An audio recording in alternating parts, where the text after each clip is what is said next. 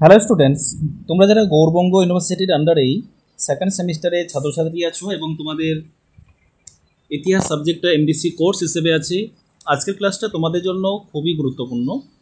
আজকের ক্লাসে আলোচনা করব তোমাদের ফার্স্ট যে মডিউলটা আছে।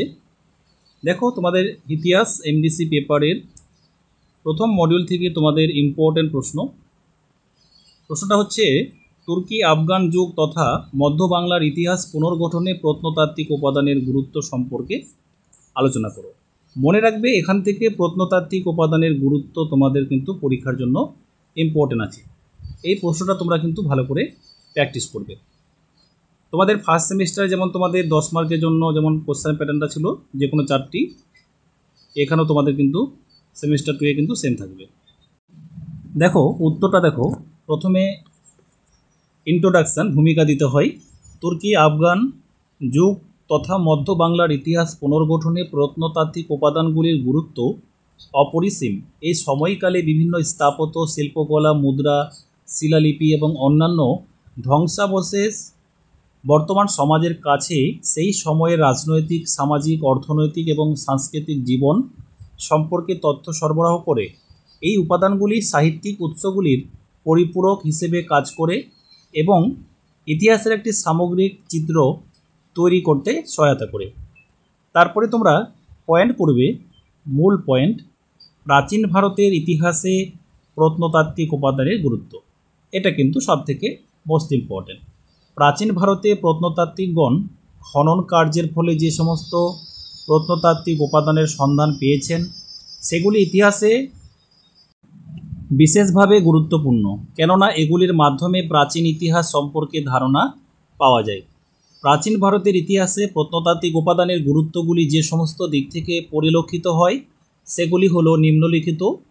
প্রাচীন ভারতীয় প্রত্নতাত্ত্বিক উপাদানের অন্যতম হল রোখাজকোয় এবং নকশিরুস্তম শিলালিপি। এটা একটা শিলালিপির নাম, রোজাখোয়া শিলালিপি। এখানে বলা হচ্ছে রোখাজোকো শিলালিপি জানতে পারা যায় আর্যদের বিস্তৃত সম্পর্কে।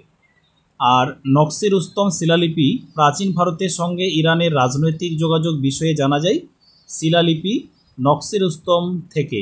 এবার প্রাচীন ভারতের প্রত্নতাত্ত্বিক উপাদান। এখানে প্রাচীন ভারতের রাজনৈতিক ও সাংস্কৃতিক ইতিহাস রচনার ক্ষেত্রে এই প্রত্নতাত্ত্বিক উপাদানের গুরুত্ব ছিল উল্লেখযোগ্য। ভারতের অভ্যন্তরে বা বাইরে খনন কার্য চালিয়ে আবিষ্কৃত হয়েছে বহু প্রত্নতাত্ত্বিক উপাদান, যা ভারত সভ্যতার বহু অজ্ঞাত তথ্য মানব সমাজের সামনে উপস্থাপিত করেছে। আরেকটা বিষয় সেটা তোমাদের সঙ্গে শেয়ার করা আছে, সেটা হলো তোমরা যারা স্টাডি মেটেরিয়াল পারচেস করতে চাইছো, হিস্ট্রি সাবজেক্টের এমডিসি পেপারে স্টাডি মেটেরিয়াল তোমাদের তৈরি করা হয়েছে। তোমরা যারা সংগ্রহ করতে চাইছো, এই যে নম্বরটি দেখতে পাচ্ছ, এই নম্বরে যোগাযোগ করে তোমরা পারচেস করতে পারো। তাছাড়া আমাদের অনলাইন পেড ব্যাচের ক্লাস চলছে, তাহলেও তোমরা যোগাযোগ করতে পারো। এবারে চলো এটা তোমরা দেখে নাও, প্রাচীন লিপি। এখানে ঐতিহাসিক ভিনসেন্ট স্মিথ প্রাচীন লিপির গুরুত্ব প্রসঙ্গে বলেন, প্রত্নতাত্ত্বিক উপাদান সমূহের মধ্যে লিপি বা লেখাগুলিকে প্রথম স্থান দেওয়া হয়, কারণ তথ্য সরবরাহের ক্ষেত্রে এদের অবদান অমূল্য। ভারতে পর্বত গাত্র, প্রস্তরখণ্ড, তামার পাত্র বা মন্দিরের গায়ে বিভিন্ন লিপি খোদাই করাতেন প্রাচীন ভারতীয় শাসকেরা। প্রাচীন যুগের সামাজিক, রাজনৈতিক ও ধর্মীয় বহু তথ্য পাওয়া গেছে এইসব লিপি পাঠোদ্ধার করে।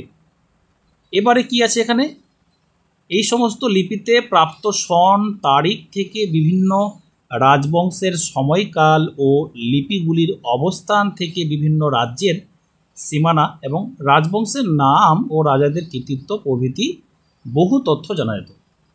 মানে এই যে প্রাচীন লিপি, মানে ওই তখনকার প্রত্নতাত্ত্বিক উপাদানে কী করা হতো, যখন যে সময়ে তারা, যে সময়কালে যে রাজা বা হচ্ছে ওই লিপিগুলো মানে হচ্ছে কি মুদ্রার মতো, মানে যে কয়েন থাকে না সেরকম, তো ওইগুলোতে ওরা কিন্তু মানে নামগুলো কিন্তু নথি করে রাখতো।